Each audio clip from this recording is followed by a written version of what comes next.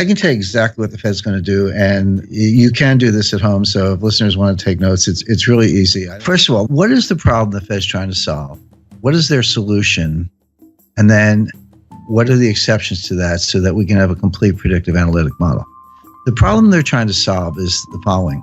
We know from a long series of experiences, 30 or more business cycles since the end of World War II, that when the U.S. is in a recession, you have to cut interest rates 3 to 4% to get the U.S. out of a recession. You need 300 to 400 basis points of cuts to get the U.S. It's like a plane heading for the ground. How do you pull it out of a nosedive and get it back up in the sky? The answer is 300 basis points of cuts. How do you cut interest rates 300 basis points when you're only at 75 basis points? The answer is you can't. And forget about negative rates. The evidence is now pretty good that negative rates do not work. In other words, negative rates are not more of the same. When you go from, let's say, a half of 1%, then you go to a quarter, and then you go to 0, and then you keep going to negative 25, you didn't just ease by another 25 basis points. The evidence from Japan and Europe is that you're through the looking glass and you have very strange effects, really unintended consequences. I'll give you a couple examples. So the conventional theory is, well, the more I cut interest rates, the more stimulus I get. That's a joke, but that's what they think. But if I go negative, you're absolutely going to go out and spend the money. Because if you don't spend the money, I'm going to take it away. You sit there long enough, you'll have nothing left in your bank account because I'm going to take, with these negative interest rates, I'm going to take it away. So people will run out and spend. And the other thing is that, it's obviously, from the lending point of view, they'll borrow money, because the bank pays you to be a borrower. But here's what happens in the real world. This is the difference between academics and human beings. When people see negative interest rates, people have goals in mind. They have lifetime goals, right? They want a kids' education, parents' health care, their own health care, retirement. If you start taking their money away with negative rates, guess what they do? They save more. They're like, hey, I got to put my kids through college. You're taking my money away. I better save more. And then what kind of signal is the central bank sending with negative interest rates? They're sending a deflationary signal. So people go, well, if you think it's going to be deflation, I'm not going to spend money. I'll wait till the price comes down. So you're trying to encourage lending and spending. And what you get is more savings and no spending, deferred spending. You get the exact opposite of what you want. So again, another egghead experiment gone awry. But the point being, so negative rates don't work. So zero bound really is zero. It really is a boundary. And Bernanke has said this in his recent writings, and I think he's right about that. So back to the problem. How do you cut interest rates 300 basis points when you're at 75? Well, the answer is you can't. So you have to raise them to 300 basis points. So the problem the Fed is trying to solve is how do they get rates to 3.25% before the next recession? Now, I'm not saying the Fed sees a recession, and that's easy because the Fed never sees a recession. In 102 years, the Fed has never seen a recession, never forecast a recession. But they know their economic history. We are 8 years into an expansion. It feels punk. I mean, the growth is anemic, but labor force participation is low, productivity is dropping. There are a lot of bad things going on, but in fact, we are in the 8th year, actually coming up on, soon be entering the 9th year of an expansion, which began in June 2009. Right. By the way, you have a hard time convincing most Americans that we're not still in a recession. Depressions are different than recessions. The technical definition of a recession is 2 consecutive quarters of declining GDP with rising unemployment, a couple other bells and whistles, little subjective factors, but that's basically it. So people, when you say depression, they're like, depression sounds worse than a recession. And if recession is 2 quarters of declining GDP, then a depression must be like 10 quarters of declining GDP because it's got to be worse. But that's not the definition. The definition of a depression, you can have growth in a depression, but it's below trend growth. In other words, if trend is 3.5, and you're actually banging out 1.5, 2, that gap between, let's say, 1.5 and 3.5% growth, that's depressed growth. It's an output gap. It compounds over time, and you never get it back. We are losing trillions of dollars of wealth. We are impoverishing future generations on a relative basis because of our inability to get back to trend growth. So the reason American people feel this and don't listen to the economists, and they're right, is because we're in a depression. So leaving that aside, the Fed at least understands the business cycle and the fact that the next recession, they say they don't die of old age, but they do die, and we're getting close to the next one. So they are in a desperate race to get rates up to 3.5% before the next recession hits so they can cut them to get out of the recession. The question is, can you raise rates enough to cure the next recession without causing the recession you're preparing to cure? That's the dilemma. That's the finesse. My answer is no, they're not going to be able to do it, but they think they can. Why are they in this box? Well, because Bernanke should have raised rates in 2010, 2011, in the early stages of the expansion, when the economy would have been much better able to bear it than it is now. Bernanke skipped a whole cycle. He skipped a whole rate increase cycle to pursue these wacky experiments and, QE and zero interest rate policy and all that. I spoke to Bernanke about this, and he used the word experiment. He said this was an experiment. Bernanke made his academic reputation by studying the Great Depression, in the wake of Friedman and Anna Schwartz and some others. But he was a great scholar of the Great Depression, and he got his chance to kind of try out his theories. But what he told me was, he said 30 years from now, some new Ben Bernanke, some young scholar will look back and tell us if we did a good job or not. We actually don't know right now. See, the Great Depression was really two technical recessions, 29 to 33 and then 1937-38. But from 33 to 37, we had an expansion, but the whole thing was a depression because we never got out of it. The stock market recovered the 1929 high in 1954. It was a long time to get back to even. But Bernanke's mantra was, doing something is better than doing nothing. I completely disagree. It's better to do nothing if you don't know what you're doing. And this is really the monetary equivalent of the Hippocratic Oath. Doctors say, first rule of being a doctor is first do no harm.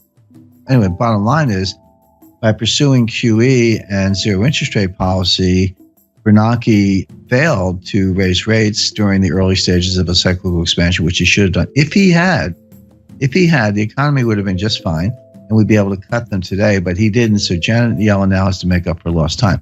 So that's the mission. But again, and this is what the market completely does not get, and the Wall Street economists don't get. Nobody gets this, because they see the Fed raising rates, and they've done the correlations and the regressions back to World War II, and they go, every time the Fed raises rates, the economy is getting stronger. So if the Fed's raising rates, the economy must be getting stronger, so bid up stock prices, et cetera. But that's like saying umbrellas cause rain.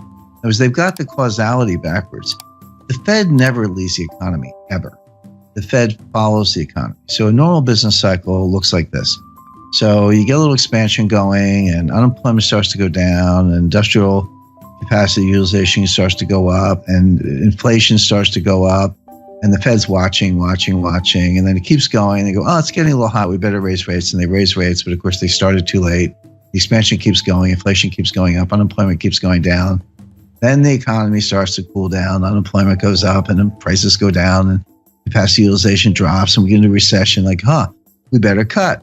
And then they cut, and then you hit the bottom, and then you come out of it again. So think of that as like a nice, pretty sine wave, right? That's a business expansion, business contraction over and over, 30 or so times since the end of World War II, with the Fed always following the economy, never leading the economy. So all the big brains on Wall Street, they've got all this data, and they say, well, every time the Fed raises rates, the economy is getting stronger. That has absolutely been true for 30 times since the end of World War II. It is not true today. The reason it's not true today is because Bernanke skipped the cycle, and they're playing catch up. For the first time since 1937, the Fed is tightening into weakness. That's a key thing to bear in mind. The Fed is tightening into weakness. They are not leading the economy to strength. They are not responding to strength, even though Wall Street thinks they are. And there's a great danger that they're actually going to cause the recession they're preparing to cure, as I mentioned. The Fed will raise rates 25 basis points 4 times a year from now until the middle of 2019, until they get them to 3.25%. So like clockwork, every March, June, September, December, for 2017, 2018, into 2019, look for a Fed rate hike until they get to 3.25%, at which point they'll be able to say, all right, now we're at 3.25. If we have a recession tomorrow, we can cut them back down to 0 again and get out of it. That'll be mission accomplished. Now, this is why I was sitting there in December yep, they're going to raise them in March. And right now, I'll tell your listeners they're going to raise them in June. There's your Fed response function. There's your baseline scenario. What are the exceptions to a Fed rate hike? Under what conditions will they not raise rates? Because everything I just described to you, they've had in mind since March 2015, when Yellen took patience out of the statement. That was the end of forward guidance. And by the way, if you go back to 2015, I said they're not going to raise rates all year, and they weren't going to do the liftoff that people were looking for in March, June, September. And they didn't lift off in September because the Chinese rate exchange devaluation, the stock market fell out of bed August 2015. Finally, they raised them in December 2015. And Wall Street was ready for March. I said, no. In June, no. September, no. It wasn't until December 2016 that they raised them the second time. So obviously, there are conditions under which they don't raise rates, notwithstanding the baseline scenario. So what are those conditions? There are three. Well, four, actually. So if you see job creation below 75,000, that will cause them to pause. By the way, pause is the key word. If you go home through the speeches, you'll see the word pause in Dudley's recent remarks. Pause is the Fed's jargon for we're not going to raise rates. We got the Jim scenario, which I took from the Fed. It's their scenario, or a technical recession. So, we're going to know Friday what the first quarter GDP is. It's pretty close to negative, but I'm not saying we're in a recession now. We might be. But if you see a recession, they'll pause. See job creation below 75,000, they'll pause. By the way, that's a very low bar. If you see a jobs report, this is the other thing that confuses Wall Street. You see a jobs report with 100,000 jobs. So Wall Street goes, oh, that report's really weak. The Fed's going to think twice. No, 75,000 is the number. Yellen told us that. It was in one of her speeches. You just have to be a geek like me and read all the speeches. So the third factor would be disinflation. So the Fed has this 2% inflation target. They've missed it for 6 years. They're finally getting close to hitting it. By the way, I think the listeners know they use the PCE core deflator year over year.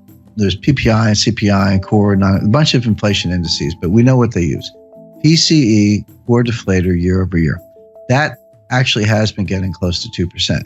But if you see it turn around, if you see that gap down to like 1.5, 1.4, 1.3, then they will pause.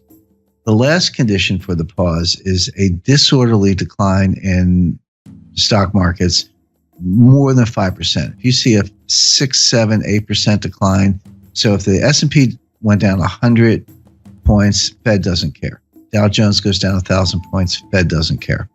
But beyond that, if you see the S&P start to go down 150 or the Dow start to go down 1,500 points in a disorderly way, it looks a little scary. It looks like there's no bottom. It looks like if you see that, they'll pause. So the Fed's going to raise like clockwork 4 times a year for the next 2.5 years, unless you see job creation below 75,000, disinflation, a technical recession. If you don't see one of those things, they're going to raise rates. And so right now, I don't see any of them. I mean, they could all happen, but it looks like, growth is going to be positive.